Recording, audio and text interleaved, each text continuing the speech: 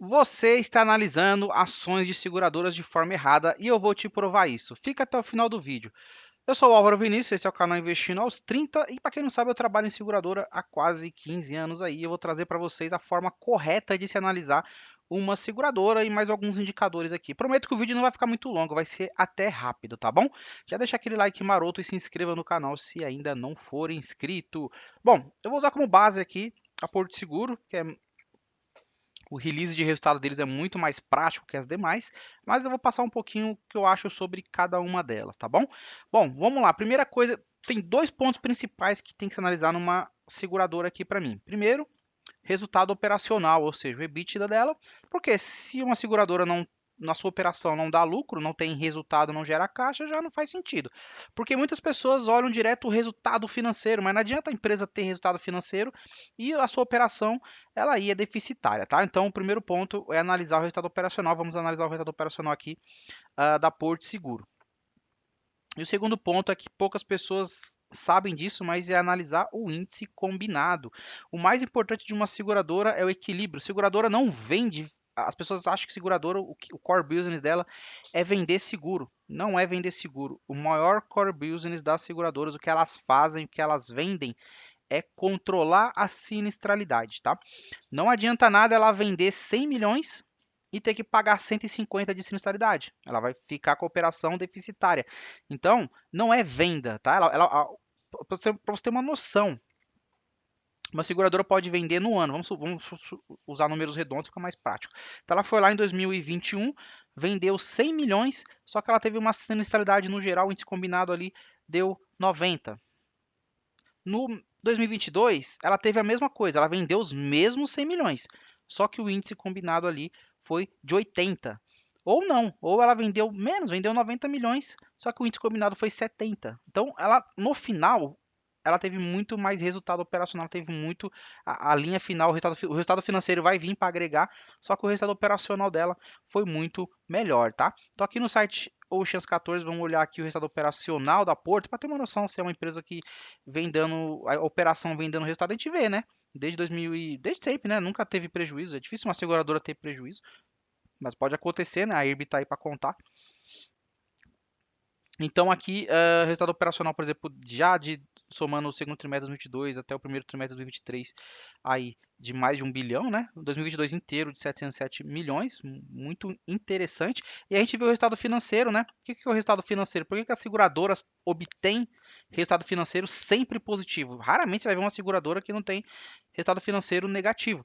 O resultado financeiro pode ser positivo ou negativo. Negativo se ela tem muito mais empréstimos, se ela paga muito mais juros nas suas despesas aí de financeiras, ou se ela recebe juros positivos, se ela nos seus investimentos.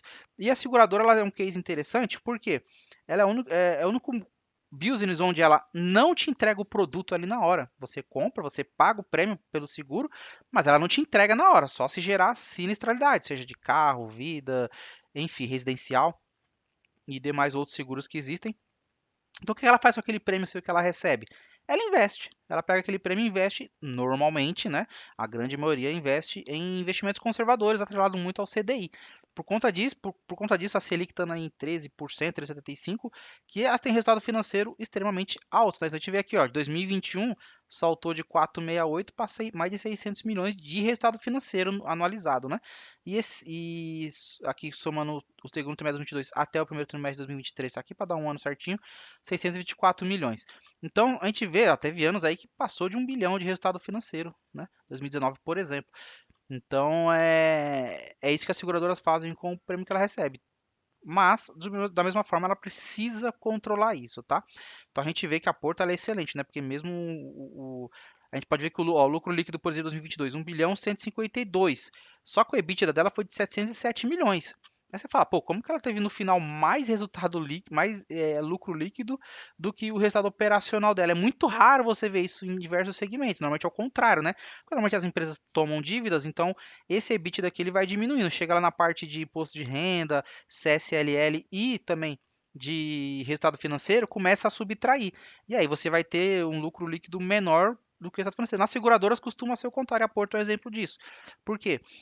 O imposto de renda que ela teve que pagar, mas subtraindo o imposto de renda, mas aumentou aqui o do resultado financeiro, 604 milhões, por exemplo, que aí acabou passando aí de 1 bilhão, muito acima do resultado operacional. Então, as seguradoras têm essa vantagem que é uma coisa que tem que ser considerada. Então, taxa de juros influencia as seguradoras? Sim, por conta do resultado operacional, do resultado financeiro. Mas o mais importante é analisar o resultado operacional. Bom, dito isso, entendido que esse resultado operacional, o EBITDA, é muito importante, vamos falar sobre o índice combinado. O que é o índice combinado? Você vai pegar lá tributos, comercialização, que é, no caso, a corretagem, né? Seguradoras trabalham muito com o corretor, então você tem que pagar um comissionamento para ele na venda que ele faz. A sinistralidade, que é o evento que gerou o sinistro, então, se você contratou um seguro de carro e você bateu o carro, isso é uma sinistralidade. A despesa administrativa e a despesa operacional. E tudo isso vai dar o índice combinado. O índice combinado aqui, então, se a gente vê que do primeiro trimestre de 2022 ele 99,8 alto, né? Mas foi baixando e tal. Chegou ali atualmente em 91,1. Então, se ela, quanto mais ela conseguir baixar esse índice combinado, mais resultado ela vai ter, mais lucro ela vai conseguir entregar. E a Porto Seguro é uma referência nesse índice combinado, tá? Tem seguradoras aí que passam de 100%. Isso vai garantir que ela não tenha lucro líquido? Não, porque às vezes o resultado operacional vem muito forte também e o resultado financeiro vem muito forte e acaba dando no final um lucro líquido aí. Então, aqui o lucro líquido dela, né? Só para mostrar um exemplo. Então, esses são os dois principais indicadores que a gente tem que analisar, tá? Então, pode analisar outras coisas? Podem, mas sempre lembre-se, índice combinado e o resultado operacional dela, tá? Isso é mais importante. Aqui eu coloquei uma comparação da seguradora. Faltou colocar a IRB aqui, vamos colocar. A IRB é uma resseguradora. As pessoas falam, pô, você acredita em IRB? Você acha que IRB vai? O que uma resseguradora faz? Uma resseguradora nada mais é do que uma seguradora das seguradoras. Ela ressegura o seguro das seguradoras. É estranho, mas é isso mesmo. Então chega uma Porto lá, por exemplo, e fala: "Ô, Irbi, eu tenho aqui a minha carteira de vida, ou eu tenho um produto específico de vida, você vai fazer o resseguro para mim." Então, eles fazem um contrato lá, um underwrite que chama, né? Faz um contrato e fala: ó, se a minha sinistralidade dessa carteira tiver em 70%, nós vamos compartilhar resultados. Então, o lucro que eu, né, Porto Seguro tive, eu vou compartilhar com você. Se eu tiver prejuízo, se a minha sinistralidade estiver acima de 70, por exemplo, o que é o excedente, nós vamos compartilhar também o risco, compartilhar também o resultado negativo. E aí, né, é assim que funciona um resseguro. Então você veja que aí nós temos um problema com a IRB. Além do problema contábil que teve, de fraude, etc., é um problema de imagem, né? As seguradoras vão querer fazer resseguro com a IRB? É complicado. Então, assim, não acredito, não acho que é um case que faça sentido. Ah, mas o Barsi comprou, mas se o Barsi se subir 10 centavos da especulação, ele ganha milhões. Você não é o Barsi, né? Então, proteja o seu dinheiro, vá naquilo que é mais seguro. O investidor, principalmente de longo prazo, não dá para trabalhar com especulação, né? Pô, se o cara tem o dinheiro contadinho, o cara ganha R$ 2.000 no mês, ele quer brincar com especulação. Ah, eu vou comprar híbrido porque o Barsi comprou, porque fulano comprou. Cara, o cara tem um aporte seguro, o cara tem uma caixa que vai vir com resultado fortíssimo também. Não vou fazer análise da caixa, senão o vídeo vai ficar muito grande, vocês não gostam de vídeo grande. BB Seguridade é uma máquina de dividendos, tá? Aqui eu coloquei um comparativo no Status Invest. Não dá para seguir uma lógica, a Wiz é melhor. A Wiz é uma corretora, tá? Então eu coloquei aqui porque ela trabalha com seguros, mas ela é uma corretora. Ela não cria o produto, ela vende o produto das seguradoras. Então, por conta disso, ela acaba até tendo, posso dizer, uma margem líquida maior, porque ela não tem muito custo. É uma empresa que pode trabalhar, inclusive, praticamente 100% digital. Tá? Então a gente vê aqui, olhando o comparativo de dividend yield, aí, quem gosta de olhar para dividendo, o WIS, que tem um dividendo de 7,7, mais a BB Seguridade com 9,35, a Caixa com 8, a Porto Seguro paga dividendos recorrentes, tá? A IRB não vai pagar porque não gera lucro. A gente vê um preço sob lucro aí, se for olhar a menor, seria a própria WIS, né? IRB negativo, porque não gera lucro, então vamos desconsiderar totalmente a IRB aqui na minha visão, tá, gente? PVP, que é o preço sobre o valor patrimonial, EV por EBITDA, enfim, vários indicadores aqui que você pode usar como referência, mas vamos lá, o meu ranqueamento de seguradoras aqui, lembrando que eu trabalho no setor há muito tempo, dá para investir em Porto e e BB Seguridade? Facilmente, obviamente eu não colocaria, sei lá, eu não gosto muito de ter muita participação em um setor específico, então sei lá, 8%, 4% em cada. né? Ou se quiser colocar 5 para uma, 3 para outra, mas dá para ter as duas tranquilamente, mas você vai entender que os resultados delas vão dar meio que parecidos ali, né? A gente pode olhar vamos comparar aqui a rentabilidade. Eu vou colocar 10 anos, mas não faz muito sentido porque a caixa ela é recente, né? O IPO dela.